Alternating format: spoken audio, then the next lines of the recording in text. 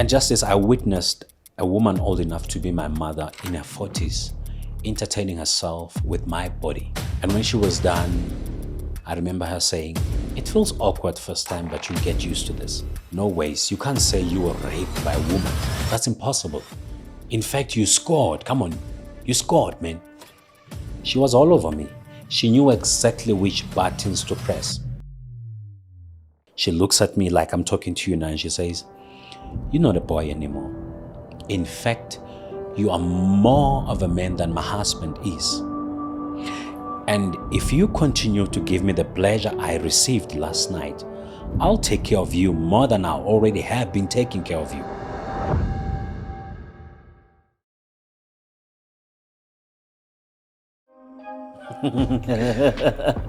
Mr. Benjamin, how are you, sir? Good on yourself, my brother. How you feeling? God is great. It's humbling to find myself in this platform, in this room, you know, to open a can of worms on some of the issues we hardly want to talk about as society. Yeah. Yeah. You're a pastor? Yes, I am. How do you feel when you get to wake up in the morning and you're able to walk around? I think about grace. That's the first thing that I know, because many were not able to do that this morning, and I did. I know it's not my intelligence, it's not because I take care of myself, but it's because God is not yet done with me. It actually it encourages me to remember that God is not yet done with me. There's so much that I ought to do. That is why I'm still here. For somebody who's looking at you through the lens of the camera, they're trying to understand, who is this man? How would you describe yourself? That's a fascinating question. Every time when I get that kind of a question, I struggle to answer because there's so much to say. However, today I can boldly say Benjamin Tlong is someone who has a desire to touch somebody's heart and take nothing from it. I think this is my first time actually speaking to a pastor. You know, there's another pastor actually I would love to speak to, but it's a great thing that you're actually here. Let's talk about, you know, your journey as a pastor. Did you go to college? Are you a self-claimed pastor? How does it work for people that actually don't understand how does this thing works? I think, first of all, it starts with a calling. But whether you will go to college or not, you need to be called. Being a pastor comes with a lot of responsibility. It's not the tag, it's not the title. You are in trouble if you go after the title. I don't even introduce myself as a pastor. Okay. Whenever I meet people, I tell them, "Hi, my name is Benjamin, pleased to meet you." You'll find along the way that, oh, he's a pastor. Not that I'm ashamed or hiding anything. The thing is, in most cases, once you come with a tag, you draw a line between you and people, especially when it comes to issues, you know, men pertaining issues. Once you come with this pastor thing, as a public speaker, you know, my host, I look at the event they are planning on doing, where they're inviting me, and I tell them, please don't put pastor. Looking at the type of event or the venue. Yeah, because the moment you put pastor, they're like, they're going to come and preach at us. So you go there and let the Holy Spirit do his work. People will come and greet you and say, "Are you a man of God?" It's only then that they get to find out. Do you think we are living in an era or generation whereby the title pastor is considered as, you know, that person who's kind of boring, who's going to tell us about God and stuff like that? We are, and in addition to that, society has lost faith in pastors. We are at a place whereby the reputation of pastors has been severely ruined, you know, because of several people, pastors who have done things that really are not so good. Yes, fake pastors, fake prophets and all that, yet more, because there are also genuine pastors, men who are called by God, who make mistakes. And by the moment you make that mistake, we have social media now. You captured. There's evidence that you messed up. The gospel is in trouble. Not that you're a fake pastor. You fell into temptation for whatever reason. and now the gospel is in trouble. You fell into temptation of sexual immorality, adultery. Then you get into trouble. You're not a fake pastor. You're a human being. You just chose to fall into temptation, and you have to repent. If we go through the Bible, most men we learn about in the Bible, our superheroes, Yeah. they made mistakes, Yeah. but they managed to repent. But where we are right now, once you are a genuine man of God and you make a mistake, we crucify you. So hence I was saying yes and more. Is it a thing that pastors should lead by example? Yeah, should. Because pastors are human. It's not Yeah. like they're robots. It's just that there's more required from a pastor. Hence the scripture says, to whom much is given, much is expected. Yeah. Does it not give you a headache when you see these things on TV about pastors, fake pastors, fake prophets and stuff like that? It does, but not like before, because at the end of the day, the scripture says nothing is new under the sun. If you go through the book of Revelations, it teaches us that, these things will happen, whereby goats will be exposed, though they were wearing the sheepskins. And again, like I mentioned earlier, even strong men who are strong in faith, will stumble at some point. And, the enemy will use their stumbling against them. But then again, today a genuine man of God can mess up and he repents. When he repents, the whole world is not there. But when he messes up, we capture everything, videos, pictures. It's all over social media. But he can repent and God will forgive him. You know what's crazy is that when he repents in secret. Yep.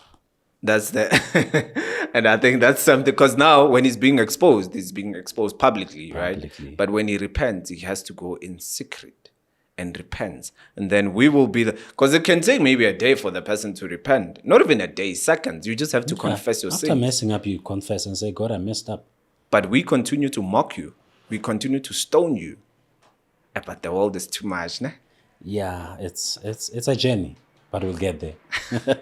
Let's talk about yourself. Talk about a little bit back about your background, the family that you grew up in. What kind of a family was it, basically? How many kids were you guys, the parents as well? Just to give a little bit of a background of yourself.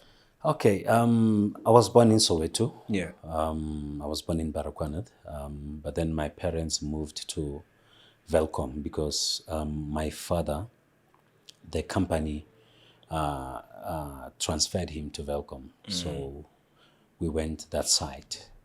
But now because both my mom and dad were working, my mom was a vendor. She was into business, and my father was working for a dairy company. They didn't have time to look after us. We were still young. So they sent us over to my aunt's place, my mother's elder sister, me and my sisters. I was the only boy amongst girls at the time. So we grew up in a small town called Beltfontein. It's not far from Bloemfontein. So being the only male figure, can you imagine, amongst females, we lived in a 2-room house, kitchen, bedroom. Yeah. And me and my sisters, we slept under the table in the kitchen. How many were you? We were 4. Okay. And then my aunt and her daughters slept in the bedroom. So now there's no privacy. Okay. When they bath, I'm there and I'm exposed to nudes. When I bath, they're there. Yeah. How old are you at that time? 6. 6 years. 6. Okay. During that time of the month, the only thing you know about blood is that someone is wounded. When you see blood, that means someone is injured. Yeah. And you're like, hey, you're bleeding. And none of them explains to you what's going on. Because I would see them changing their fabric, fabric pads. Yeah, Back then, sanitary pads, money. It was a big deal. So they were using fabrics as pads. They would change them and then wash them off the blood. Sure. And I'm thinking, what's going on here? And no one explains. The hair that grows down there, I'm the youngest, I'm the boy, and I'm confused because the only place that I know, grows hair is It's the over head, here. yeah. Otherwise, here for an Yeah. elderly man. Yeah. Now, when I see the hair down there, I'm confused, and no one explains. I remember I only learned this in standard 3 in biology. Now, one of the other things is that my aunt would bring her boyfriend Okay. to the house, and and in the middle of the night, even though you can't see what's happening in the bedroom, the kitchen and the bedroom were separated by a curtain, but your ears can tell you that whatever is happening there is disturbing. Okay. So we were forced to listen to elderly people doing the deed. And as young as I was confused, and my sisters are laughing, and somewhere in the middle of the night, after these people have had fun, they're fighting, Oh. throwing bottles of liquor around, they cursing, each other and stuff. And now you're growing in this dysfunctional home. The environment is toxic. The boyfriend beats her up big time, and when he's not around, she takes out the frustration on the only man in the house, and that was me. My aunt would beat you up, just this. She'd beat you up and put a knee on your chest. Sure. And as you scream, running out of breath, she says, "Shut up. Aren't you a man? Why are you crying?"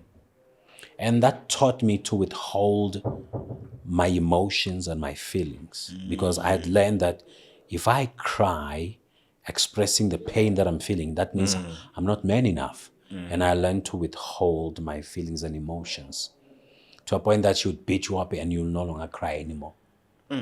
Now, at home, it's a mess. At school, you get bullied. You get bullied because though you are the poorest in the classroom, but you're the wisest. I wore short gray pants and a cream white school shirt. Those two. My entire primary, from sub A to standard 5, grade 1 to grade 7. I wore that in and out of season. You could literally put coins right underneath my heels because my heels were cracked. And the short gray pants where the shirt would overlap to my knees, I got because my aunt received them from her employers. She was working for a farmer. So white farmers, when they buy new uniform for their kids, they give away the old one. And I wore that for my entire primary. Now here I am, poor, but very smart in class. Sometimes the teacher, after teaching, the teacher asks a question and you happen to be the only one that raises your hand, and the others get beaten for that. They get smacked for that, and after school you're in trouble. They're gonna beat you up because you think you're clever, you think you're smart. Can you imagine what happens to a boy whereby when he's at home, there's abuse. Now he goes to school, the only refuge, there's also abuse. This boy is growing up, he's going to be a man. What are we doing to this boy? Fast forward, I become a teenage now. We're older. We grew up in this dysfunctional home where my aunt would beat us up and everything else. We go to stay with my parents now. And when we get there, everybody at home starts dying one by one. Siblings are passing away, eventually my mom. And I remember when we were left with my father and the other siblings, he said, "My kids, I know your mom are not here, but I promise you I'll do whatever it takes to fill up the gap." Within 2 months of her burial, my father started changing women like socks. They were coming in and out of the house. Some of these women were young enough for me to date them.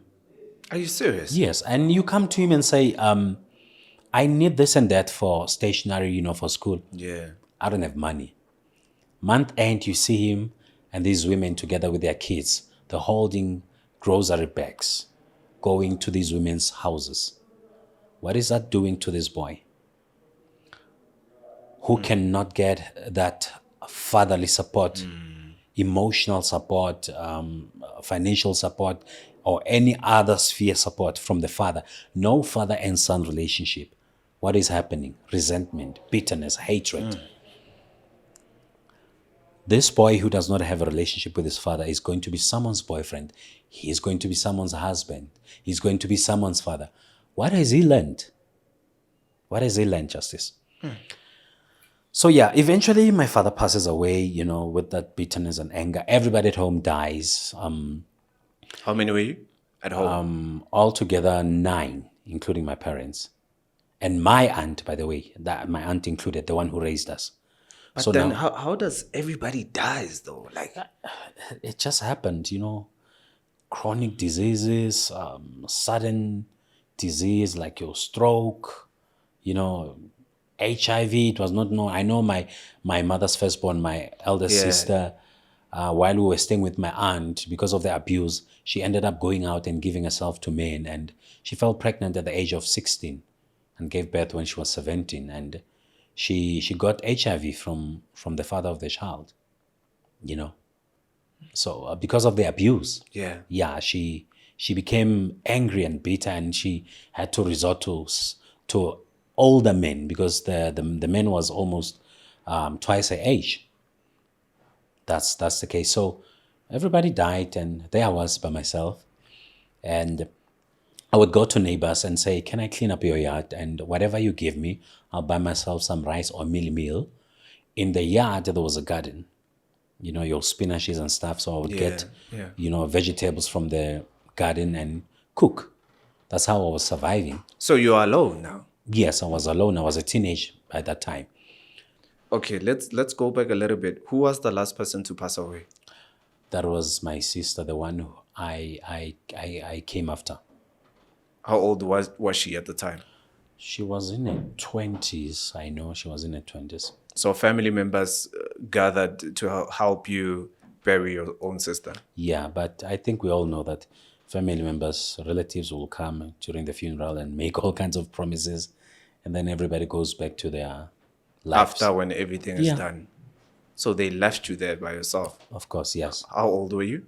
I was a teenager, and I'll tell you why I don't tell you the age. Okay. You're about to find out when I go furthermore with the story. Yeah. Because I'm trying to protect several people involved in the story. Yeah. Because sometimes when you give age, a person will put one and one together and say, "Oh, he's talking about so forth and so forth." So it can endanger certain people in the process, because I'm still on an assignment of reaching out to some people. There are some people that I need to confront. Oh, yes. Just to bring peace. Yeah, to bring closure to this whole thing. Yeah, okay, yes. got you. But I was a teenager. Yeah. So there was a couple in the neighborhood that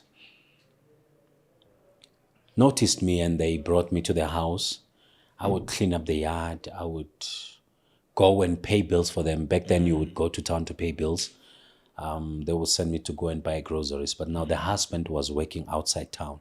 So he came at least once a month. Okay. I spent most of the time with the wife, and I was like a child of the household.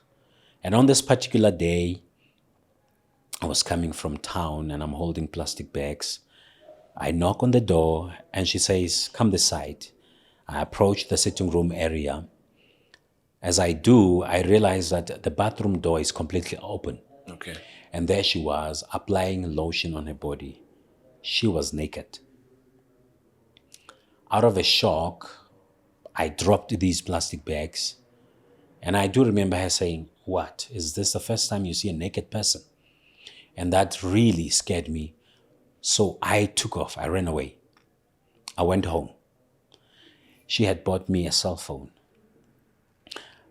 This person was buying me clothes. Old school stores then, like your BG, Sills House. That's where I would get clothes from. This couple took care of me. Cell phone was a big deal back then. I'm one of the few kids who had a cell phone. I went home, I ran away. She kept on trying to call me. I would not pick up the phone. After 2 days, on the 3rd of January, she came to my house. She knocked at the door. It was in the evening. I kept quiet so that she thinks I'm not there. I switched off the cell phone, but she knew I was there. And she said, "I know you ain't there. I'm sorry. I'm your mom. You're my son. I didn't mean to scare you. I'm sorry, Benji. I am so sorry." And I could hear her crying, literally. And when I came to open the door, Justice, I opened the door for my mom because I felt like I got everything twisted. I got it all wrong. And I was glad that my mom is finally back. I opened the door and indeed she was crying. And she apologized some more as she walked into the house. And when she hugged me, I hugged her back. I hugged my mother back. Now, when we let go of each other's arms, this was not your mother and son kiss. This was your boyfriend and girlfriend kiss. This was your husband and wife kiss. And in the process of me trying to let her know that, no, I didn't sign up for this, she was all over me. She knew exactly which buttons to press. And I love this whenever I'm ministering, especially to men at men's conferences as a public speaker, where, they will question and say, no ways, you can't say you were raped by a woman. That's impossible. In fact, you scored. Come on, you scored, man. You get me? And sadly, many men discover now that they were abused sexually when they were young. They were made to believe that they scored. And it catches up with you in your adulthood. It catches up with you in your marriage. It catches up with you in your relationships. When an elderly woman takes advantage of you, it goes with you. It will mess you up emotionally, spiritually, mentally, sexually. It will mess you up eventually. So she knew which buttons to press, and I was forced into an erection. My flesh acted against my will. My body deceived me. And I do remember when she whispered to my ear saying, don't worry, I have protection. And just as I witnessed a woman old enough to be my mother in her 40s, entertaining herself with my body. And when she was done, I remember her saying, it feels awkward first time, but you'll get used to this. She was basically preparing me for more. So this is you as a teenager. This is the lady in her 40s. Yes.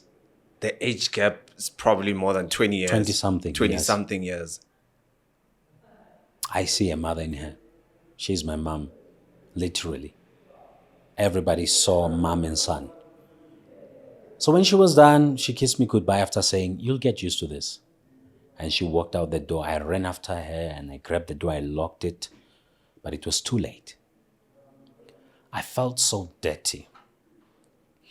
I took a bath and I still felt dirty. I don't know how many times I kept on bathing and continued feeling dirty.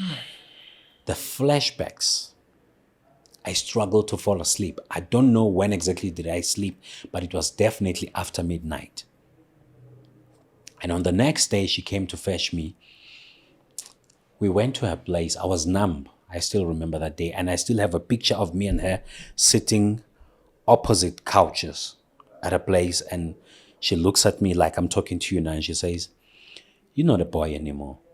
In fact, you are more of a man than my husband is. And if you continue to give me the pleasure I received last night, I'll take care of you more than I already have been taking care of you. I'm just trading on this new platform, Pocket Broker. Bro, they're all the same. Nah, this one's like something you've seen before, but it's like way ahead. Like how? It's kind of like it does the job, but you keep discovering new ways to get more out of it.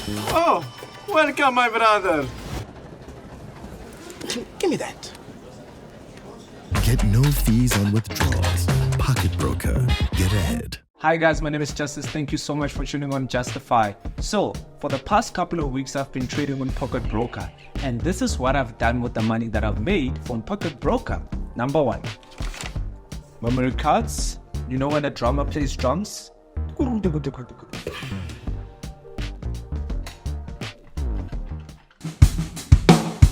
So I can't believe I was able to make a couple of bucks using the Pocket Broker platform. So if you want to try your hand at trading, start with the Pocket Broker and get 50% bonus on your deposit with my promo code LIVE50. Justice, the first 3-4 times when she would try to persuade me, entice me to join her, dressed up in lingeries and stuff, I felt somehow it was awkward, it was weird. But I promise you, I got used to it. So she used to dress up in lingeries Yes, for you. to seduce me, to convince me, because I would always be like, this So can't she would be- just go into another room and then come back wearing those and lingeries. come for me, not just going around, come for me. Or if I come and there she is naked and say, you know the drill. It was a bit, first 3-4 times, but like I'm telling you, I got used to it to a point that I was no longer feeling like a victim. I felt like a man trapped in a boy's body. If she was busy taking off her top, I'd be a few steps ahead of her, waiting for her to finish up so that we continue. And we did the deed every day, sometimes more than once a day. And I started spending less time with my friends and more time with her. And one of the reasons is because when I was with my friends, I felt like they were immature. I felt like I was with kids because they were bringing child-like conversations. I wanted to discuss adult stuff, what I was discussing with her. So she didn't have to convince me to spend more time with her. I automatically just drifted away from my friends. They were kids. I was a man trapped in a boy's body, remember? So I was no longer feeling like a victim.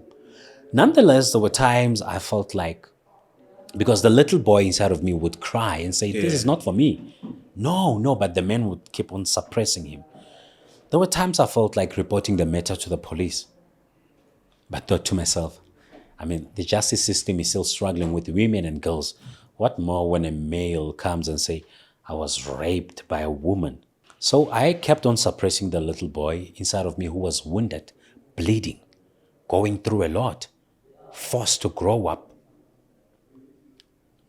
I deprived the process of being a child. I suppressed that boy and I raised this man who was trapped in a boy's body. We would do it to a point that she started introducing pornography. She would buy pornographic cassettes. It was during those VCR times. Yeah. She'd buy pornographic cassettes and we'd watch pornography and practice what we were watching. Sometimes if I'm exhausted, she would buy me dairy products, avocados, That she has kids though. No, she didn't have kids. Okay. She didn't have kids. So I was like the child of the household. I was the only child, in the house. So she knew how to take care of me. And the girls my age, when they showed interest in me, she knew how to get rid of them. Let go of my child. He's still studying. Don't disturb him. They didn't know that she was protecting her territory. No one suspected anything. She was good at what she was doing. And when the husband comes to visit, for the weekend, sometimes he would take me for a boys' outing. There were times I felt like telling him what's going on, but I'd be like, okay, this man might just kill me for making a move on his wife. Because there was that relationship between me and him, but I was scared. So I would continue suppressing this little boy and carry on replacing this man when he's not around. He saw a son and a male figure who brought dignity to his house. He didn't know that I was also the man of the house, literally, even in the bedroom. And I remember when I asked her the other day when we had gotten used to this, but why? Why are you doing this with me? There's a husband, And she said, look, he comes once in a while, at least once a month. I've got needs. I'm a woman. And one other thing she said was that this man is not healthy. He has diabetes. So even when the thing rises, it doesn't do, the full job. It doesn't complete its duty. So I've got needs, okay? So as long as I have you, I'm good. That was her reason. It made a bit of sense to me then why she chose to groom me, because she groomed me to be her sex slave. And this happened for 6 months. Sure. It happened for 6 months. It affected me at school. I was known as the best, and there are times I'm late. There are times I'm falling asleep in class. There are times I don't submit the assignment or the homework, and teachers are shocked because they know I'm always, At the top. yeah. And the teachers used to call me Ever Ready. There was this brand called Ever Ready Power Plus. The teachers called me that because I was ever ready. Yeah. And now Ever Ready is going down. It needs recharge. I was declining. And they would call me, separately. What's wrong? This is not you. And I come with all kinds of lame excuses like, I'm still dealing with grief after having lost my entire family. That's why I'm like this. I'll bounce back. I'll come around. They didn't know I was doing shifts.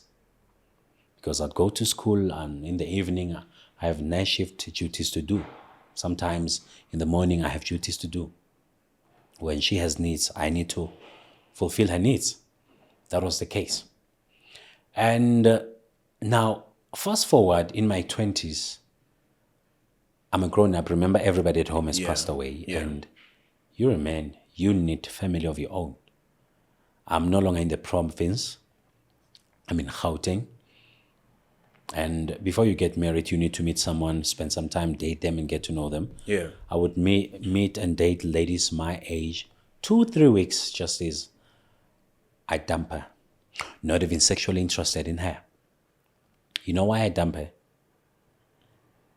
Because she's immature. Oh. Because she's a kid. When we sit together, having lunch, her language is dragging me backwards. I can't have child-like conversations. My past traumas are haunting me. I'm in my 20s at that moment, and what happened to me when I was a teenager.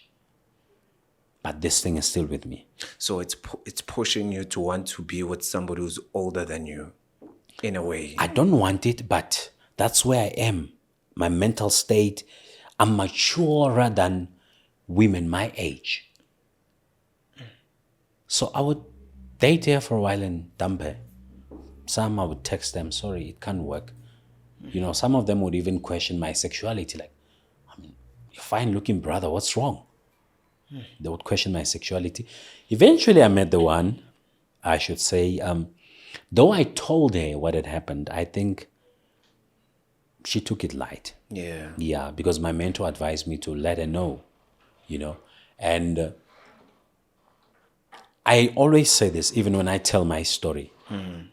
Despite the fact that I was married to an emotionally and physically abusive woman, but my shameful past traumas contributed in the failure of my marriage. She had her traumas, whereby she grew up in a dysfunctional home like me, where she witnessed elderly people fighting, cursing each other and being violent, beating one another and, using weapons against one another. And she brought that to our marriage. However, my hidden shameful pain came together with her past traumas, and that created a bomb. Yes, I never cheated in my marriage. I've never laid a finger on a woman, and I was transparent with finances. Those are my principles. Wherever I go with them. But my shameful past pain contributed in the failure of my marriage. And being a man of God, I knew how to hide this. The abuse that was happening in the marriage, people didn't know about it. And consequently, I got depressed. And when you're used to giving elderly men marital advices and they go apply it and come back and say, "Man of God, thank you very much. It worked. Wow, thank you." And they don't know that you are leading them to a path to Canaan, but you're still stuck in Egypt. Wow. Yes. Yes, Moses, you're showing them the direction to Canaan, but you are still in, you're directing them to Canaan, but you are still in Egypt. I got depressed, and I attempted suicide not once, not twice, 3 times. Sure. It's only the 3rd time that people got to know because I had taken a substance. I won't give details because sometimes you give details and whoever is watching or listening, they're going to try that. But my third time after taking a substance into my system, I managed to grab my phone and call a friend of mine who's also a pastor and told him, brother, this is the situation. He rushed and came. But now what shocked him is that as he got off the car, he saw my then wife standing by the fence having a conversation with neighbors. She had come to the house and seen what had happened to me. She read the suicide note. She dropped it. She saw the pack of the substance I had taken. Yeah. And she walked out. She left me to die in bed. She walked out. She went to have a conversation with neighbors. So when he got out of the car and he saw her and he thinks, is this man playing games with me? Anyways, let me go inside and find out. And when he got there, indeed, foam coming out of my mouth. I was dying. Called an ambulance. I was taken to hospital. It's only then that everyone knew and everyone was shocked. Like, man of God, we thought everything was perfect. And that took away a lot from me. A lot of people started isolating me, rejecting me, There was some stigma in all that he's not practicing what he's preaching. He's saying this to us, but look at him. And I spent the festive season in a psychiatric ward. I tried to kill myself, and I had to undergo counseling, and it took me 9 months. Not 9 months because just as the therapist said, I'll be busy with you 9 months. There were times I would stand up in the middle of the session and bang on the table and look at this person and say, I hate you. The doctor was a woman, and I hated women. My aunt, the woman that raised me and abused me, the woman I regarded as my mother, and she raped me and groomed me to be a sex slave. Now the woman I married, and she destroyed my family. So I hated women. Now here I am, I have to sit with a woman and talk about my issues, when I need to be sitting with a man who will understand, a man who can say, oh, brother, I understand. These women, we brothers, we'll sort them out. But it's a woman. I learned later that God deliberately used a woman for my healing. And month number 8, I still remember when Dr. Gumeta said, you were this close to becoming a serial killer of women. She was right. Because of the hatred and the anger I had since I was a child. Most of the traumas I had were involving women. Women I trusted in my life.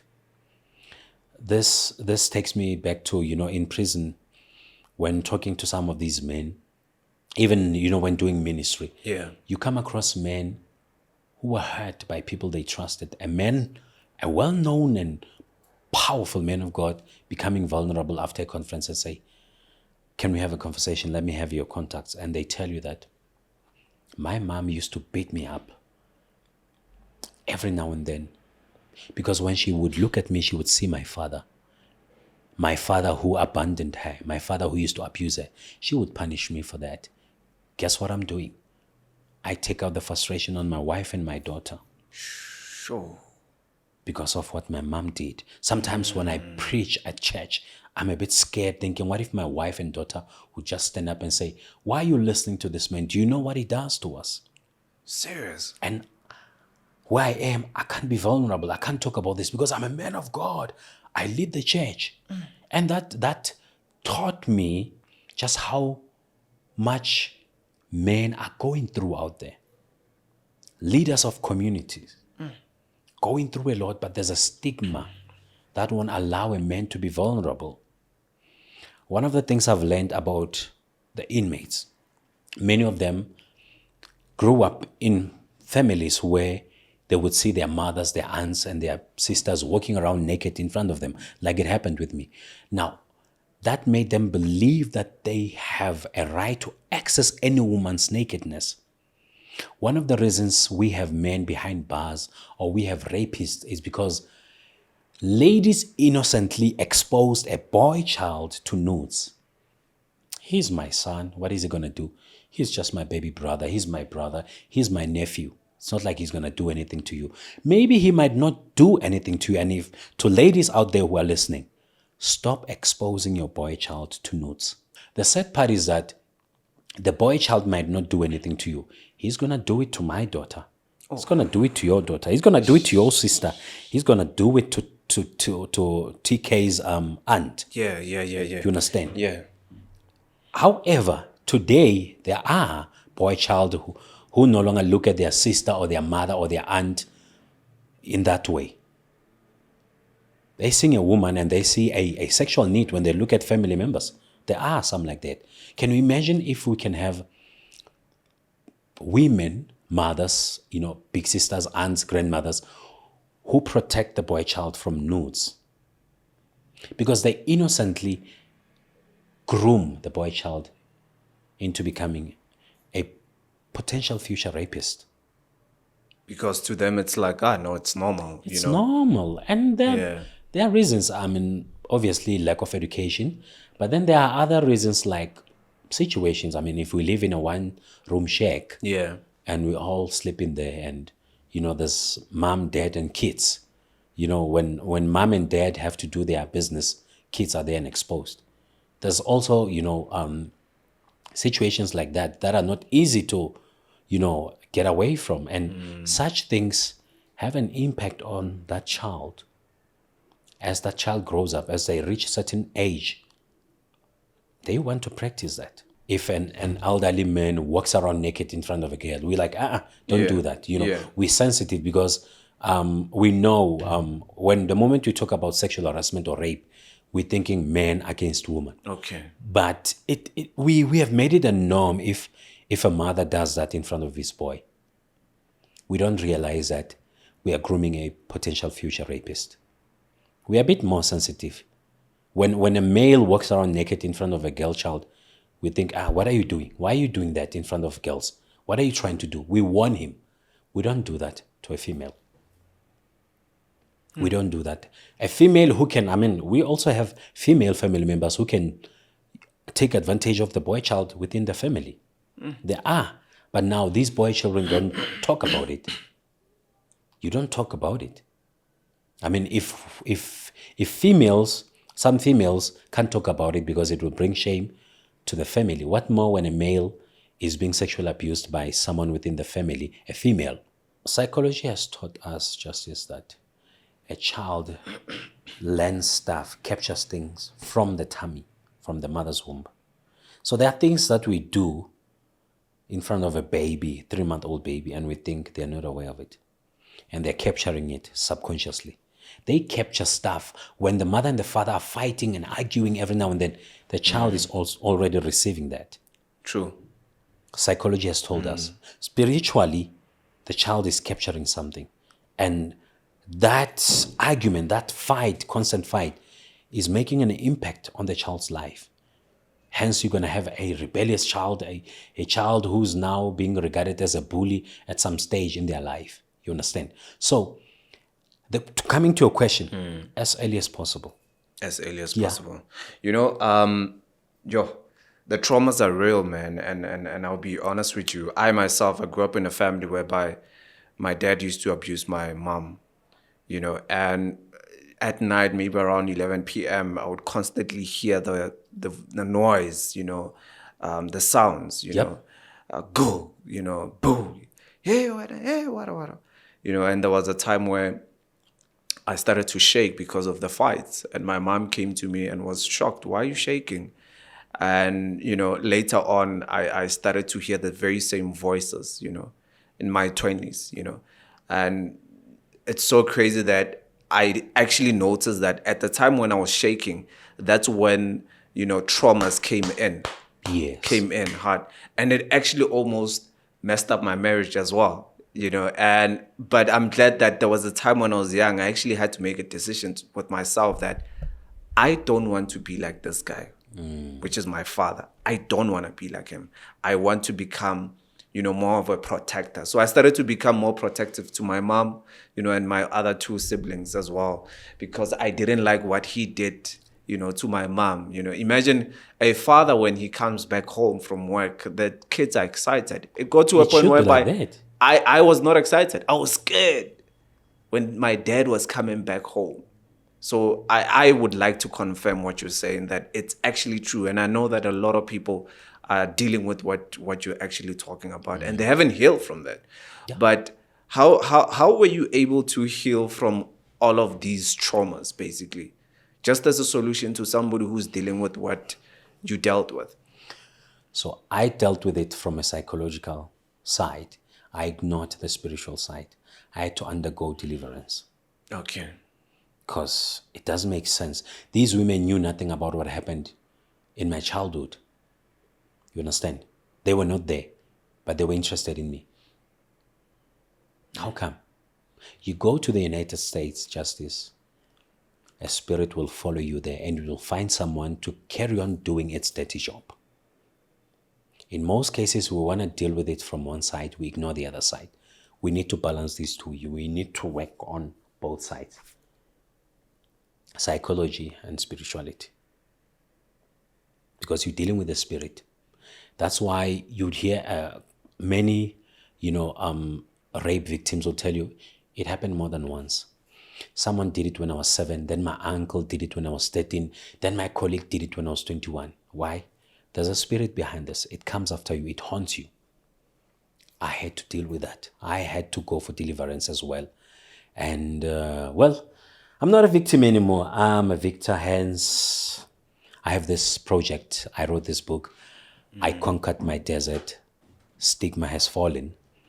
And I wrote this book to challenge not only men, but women and children to confront their hidden shameful pain for their own health's sake and for the sake of the well-being of the people in their circles. We are punishing our loved ones for what happened to us when they were not there, because we don't want to deal with what happened yesterday. And we come to relationships. And when I say relationship, I'm saying all kinds of relationships. It can be your business, brother relationship, or romantic relationship, ministry relationship. We come to these relationships with these hidden traumas. And the people in that relationship pay the price for what happened. Because I feel like these traumas are going generations to generations. And I would like to consider them as generational curses. Curses, yes, they are. Hence, I'm going to take us back to when I had to go for deliverance, to break away from that. I mean, my father, part of me that I learned about him was that he was mixing women. That's what I learned from him. Okay? I don't know his childhood traumas, but one of the few things I learned as I grew older, becoming a man, is that the reason why he was changing women like socks is because he was looking for my mom from these women. His wife had just passed away and he was all by himself. There was a void and he was trying to fill up the gap. He was grieving and he found changing women like socks as an escape, as a fix, quick fix. That was the case. He was in his own desert. We all have our own deserts, 100%. Each and every one of us. We just have to conquer our desert. What is a desert? A place of isolation, rejection, no food, no water. You're all by yourself. It's like the wilderness. Yep, it is. And what happens when you are in the wilderness? The process. Are you faithful to God? Are you able to conquer that wilderness so that you can reach to the promised land, Canaan? Or are you going to curse God? Are you going to wish to go back to Egypt because you're stuck in the wilderness? Are you going to wish to go back to Egypt because it feels like God has brought you to this desert and he's now neglecting you? That's a big question. I conquered my desert. Stigma has fallen. Mr. Benjamin, I almost said Benjamin Dewey. But thank you so much, Mr. Benjamin Mutlu. I really appreciate your true story. It's not a false story. You even wrote a book about it. How can people find the book? I'm available on a public number, 072-041-8029. Benjamutlong on Facebook, at Benjamutlong on Instagram, at Benjamutlong on TikTok. Just a final message to somebody who's who went through what you went through, it might not be similar, but they also feel like they're carrying generational curses. The traumas are hectic. What would you say to them? The first step, acknowledge that you have a problem. Second step, seek help. We have different traumas. If the trauma involves people around you who might say, no, don't talk about it, look for someone else to talk to. Find someone to talk to. If family members are trying to suppress this and say, no, don't talk about it, go to someone, go to a neighbor, go to a teacher, go to a pastor, go to a fellow brother in the Lord. Talk to somebody. Talk about it. It starts with talking about it. Even if, let's say, you're a victim of abuse some 20 years ago, even if there's no evidence, for your own health's sake, start talking about it. Seek help. It starts there. Traumas are so dangerous, man. They can wait for you after 30 years. Yep. They can wait for you after 40 years. That's what they do. Like what you were saying, that a spirit it'll follow you. It doesn't matter where you go. It'll always follow you. So it's very important for you to deal with that trauma. Liberty, deliverance. 100%. Thank you so much, brother. I appreciate, I'm humbled, and thank you for the invitation. Thank you. I trust that someone out there will be impacted and, be challenged. Yeah. Yeah, to do something. Thank you.